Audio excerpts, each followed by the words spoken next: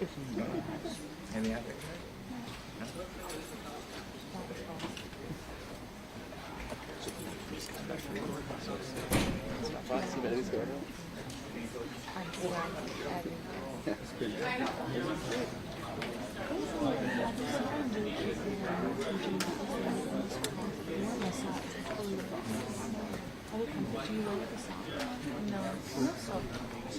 Just spare.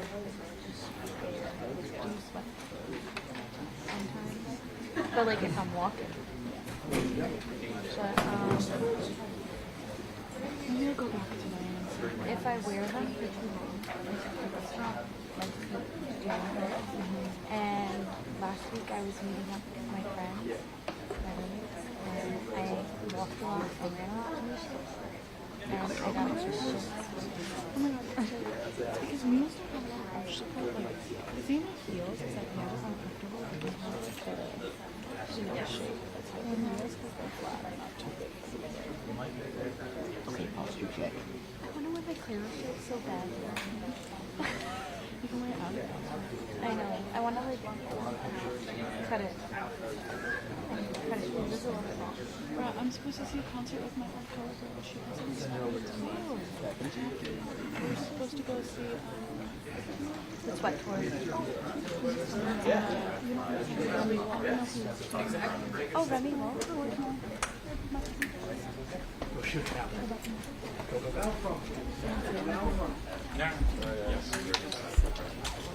Julia. Hey, Michelle.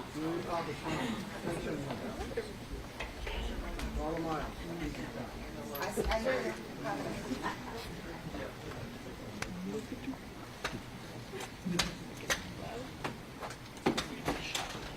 Hello, back.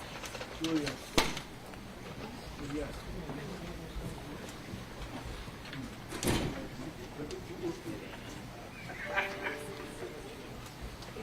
Okay, good afternoon, everybody. We're going to start the Sean Combs press conference in about 2 minutes. If you have any questions about presentment, I'll come back out and we'll go over timing and give you a few updates. Thanks.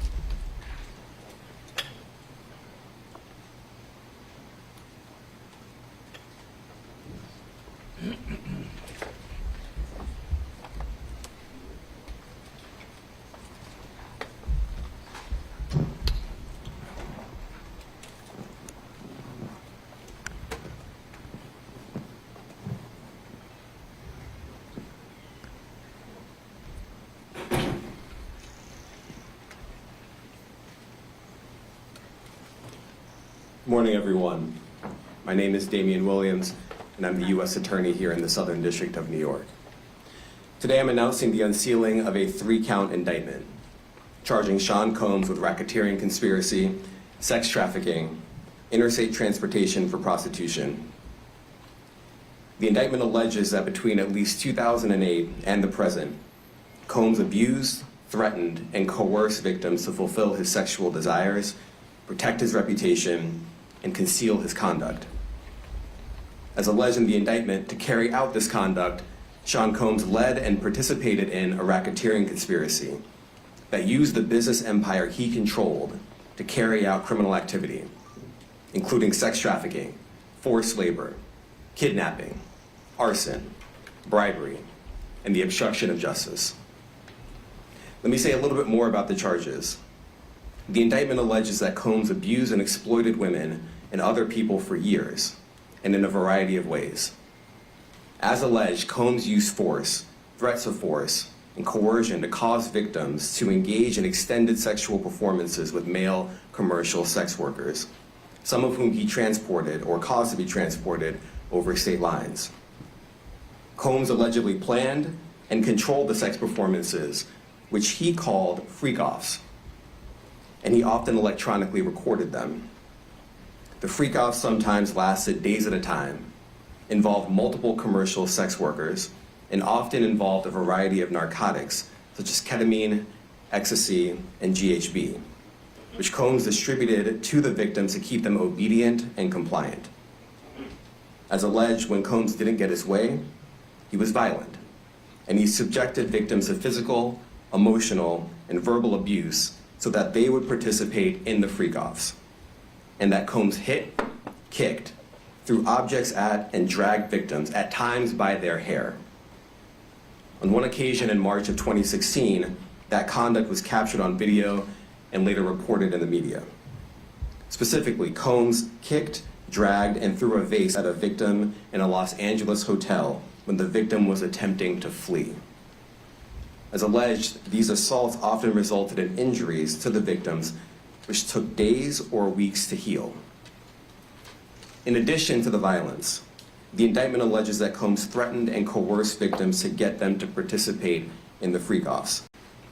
He used the embarrassing and sensitive recordings he made of the freak-offs as collateral against the victims. And the indictment alleges that he maintained control over the victims in several ways, including by giving them drugs, by giving and threatening to take away financial support or housing, by promising them career opportunities, by monitoring their whereabouts, and even by dictating their physical appearance. Because of all of this, the indictment alleges that the victims did not believe they could refuse Combs without risking their security or facing more abuse. The indictment also alleges other acts of violence undertaken by Combs and others, including violence against witnesses to his abuse, kidnapping, and arson. The indictment alleges that on more than one occasion, Combs carried or brandished firearms to intimidate and threaten victims and witnesses. Now, Combs did not do this all on his own. As I mentioned, Combs has been charged with RICO conspiracy. He used his business and employees of that business and other close associates to get his way. Those individuals allegedly included high-ranking supervisors in the business, personal assistants, security staff, and household staff. The indictment alleges that those individuals facilitated the freak-offs. They booked the hotel rooms and stocked them with the supplies, including drugs, baby oil, personal lubricant, extra linens, and lighting. When the hotel rooms got damaged, they helped clean it up. They arranged for victims and commercial sex workers to travel for the freak-offs, and they delivered large quantities of cash to Combs to pay for the commercial sex workers. The indictment also alleges that they helped Combs cover up his crimes. During the March 2016 incident at the LA hotel that I mentioned earlier, a member of the hotel security staff intervened, and Combs attempted to bribe the staff member with a stack of cash to make sure that what happened was kept quiet. And as the indictment alleges, in late 2023, after public allegations were made about Combs' crimes, he and others pressured witnesses and victims to stay silent, including by making phone calls to witnesses and victims and giving them a false narrative of what they had experienced. And as alleged, Combs used others to help conceal his abuse by monitoring and preventing victims from leaving a location in order to hide their injuries, or by locating and contacting a victim who had attempted to flee. As part of this investigation, in March of this year, special agents from HSI executed search warrants at Combs' residences in Miami and Los Angeles. They also executed a warrant for Combs' electronic devices. During those searches, agents seized evidence of the crimes charged in this indictment. They seized firearms and ammunition, including 3 defaced AR-15s and a large capacity drum magazine. They also seized evidence of the freak-offs, electronic devices that contain images and videos of the freak-offs with multiple victims. And they seized cases and cases of the kinds of personal lubricant and baby oil that Combs' staff allegedly used to stock hotel rooms for the freak-offs, more than 1,000 bottles altogether. Here are some of the items that we recovered during the searches.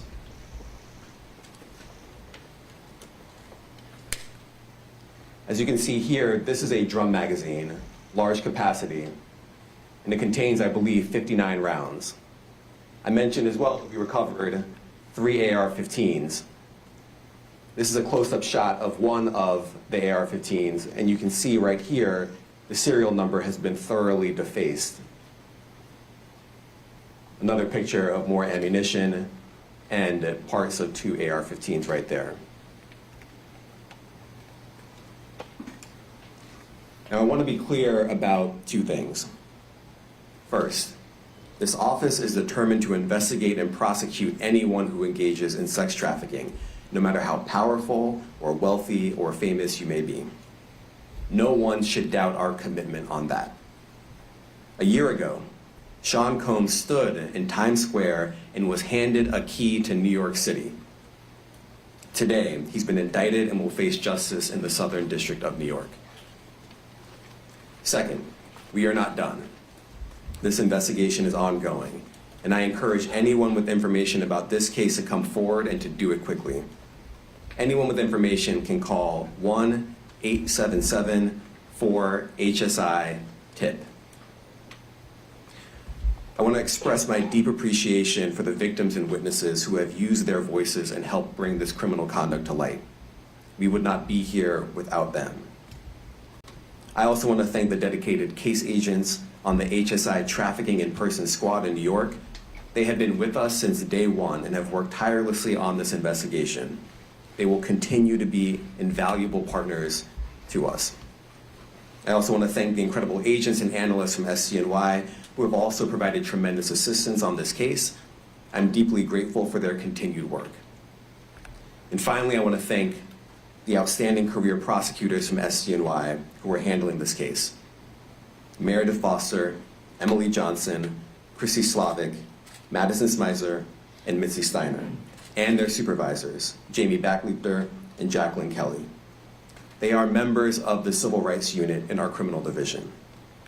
We created the Civil Rights Unit when I became U.S. Attorney.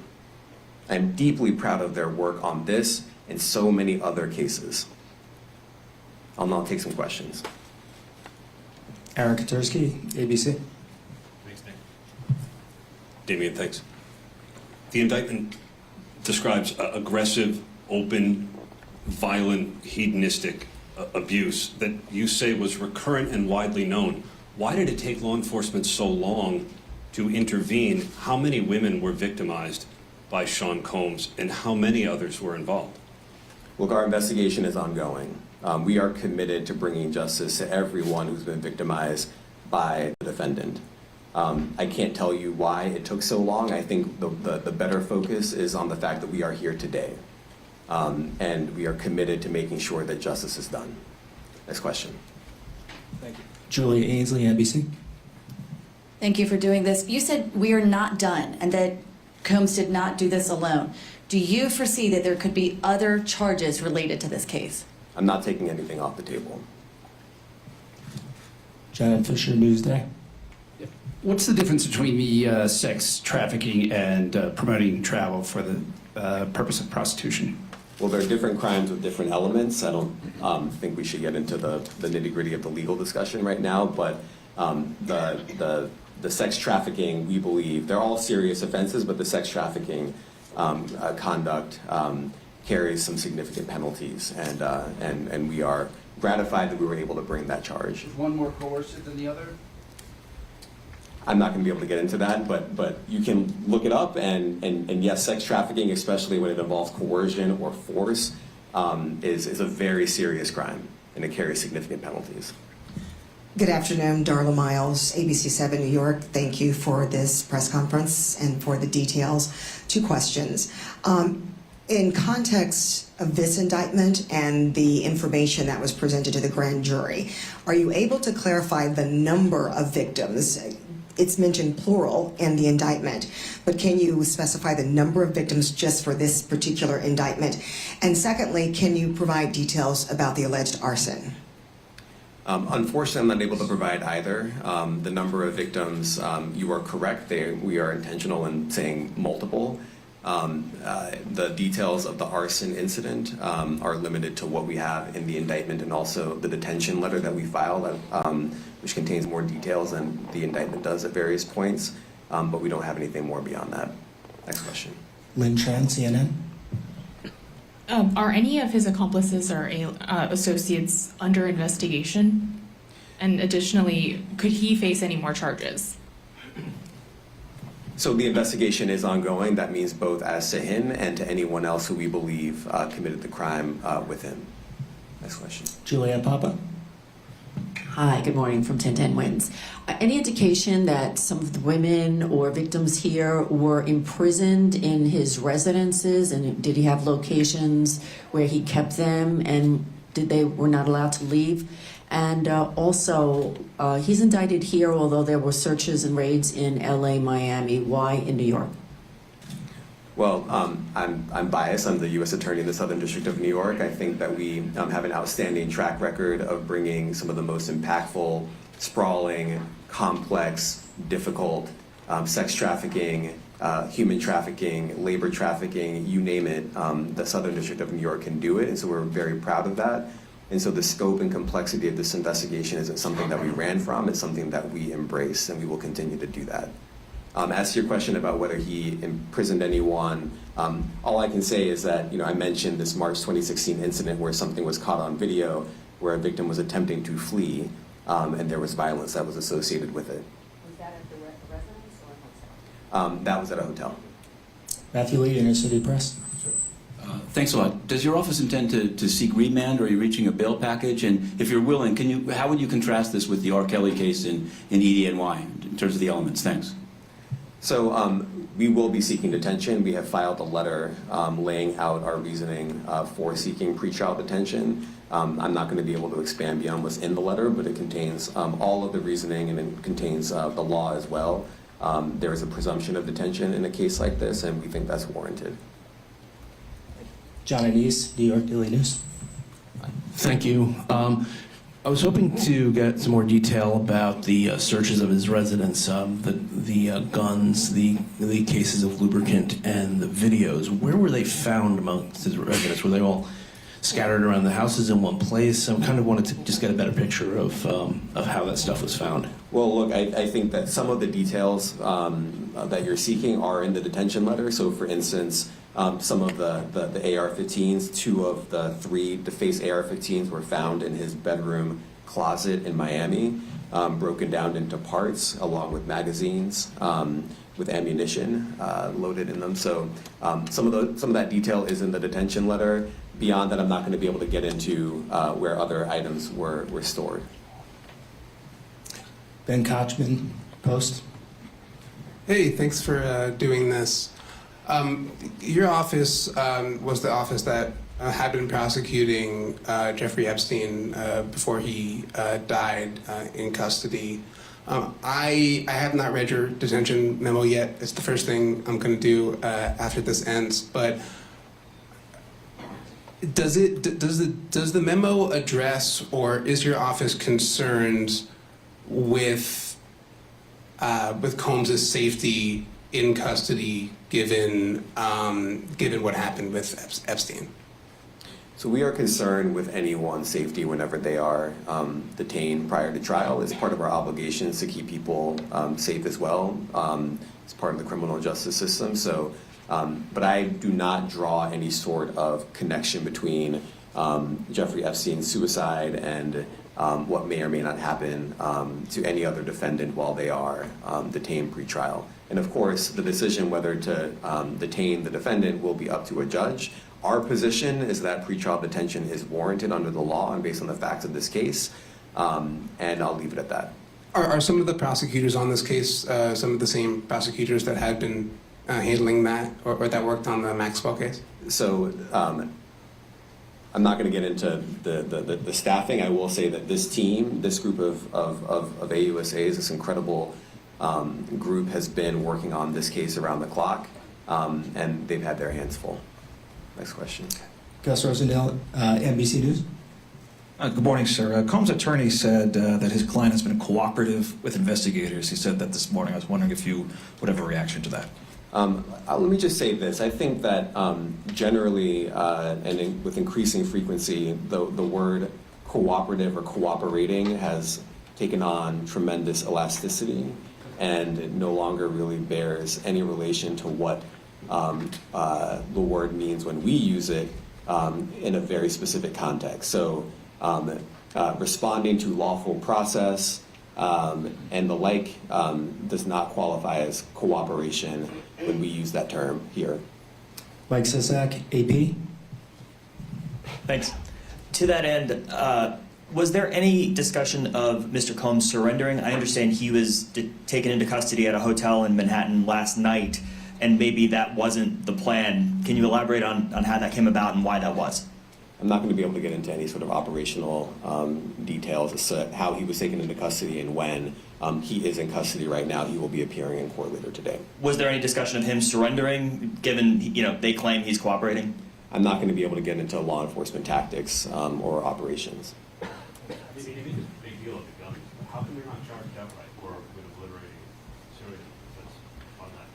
Well, I can't get into the charging decision. It is very meaningful to us that weapons were possessed, as we allege in the indictment.